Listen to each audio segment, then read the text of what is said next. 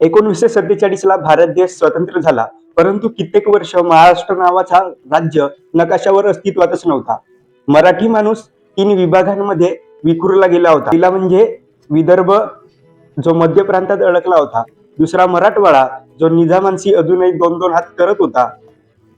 तिसरा म्हणजे पश्चिम महाराष्ट्र आणि कोकण, जो बॉम्बे स्टेटचा भाग होता. जेव्हा भारत देशाला भाषेच्या आधारावर विभागले जात होते, तेव्हा सुद्धा मराठी माणसाचा नकाशा नाकारण्यात आला होता. त्यावेळी एक अभूतपूर्व गोष्ट घडली.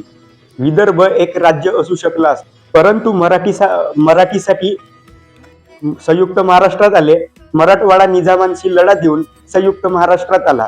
विदर्भ, मराठवाडा हे एकत्र आले होते, तरी सत्ताधाऱ्यांचा मुंबईकडे डोळा होता. तारीख 21 नोव्हेंबर 1955. सामान्य लोकांना वाटला की लोकशाही आहे, सामान्य लोकांचा आवाज ऐकला जाईल. एक मोर्चा निघाला होता, विराट मोर्चा मराठी माणसाचा. महाराष्ट्राशी सत्ताधाऱ्यांच्या आदेशावरून गोळीबार करण्यात आला होता. त्यामध्ये 2 मृत्युमुखी पडले. त्यांची काय चूक? त्यांनी आपल्या हक्काची मागणी करत होते. सत्ताधाऱ्यांनी त्या मोर्चावर गोळीबार करून त्यांचा आवाज दाबण्याचा प्रयत्न केला.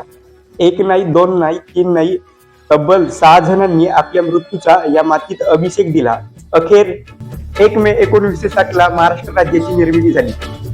सह्याद्रीच्या दऱ्याखोऱ्यात विस्तारलेला 3,07,713 चौरस किलोमीटर असलेला अभेद्य साम्राज्य, जेथे 12 कोटीहून अधिक मराठी माणसांच्या काळजात मराठी रक्त धगधगतो, जिथे 52 अधिक बोलीभाषा बोलली जातात, तिथे महाराजांचे 350हून अधिक गड किल्ले आहेत. येथेच संत ज्ञानेश्वर, संत तुकाराम आणि छत्रपती शिवाजी महाराजांनी अशा थोर महापुरुषांनी जन्म घेतला. तसा हा महाराष्ट्र माझा.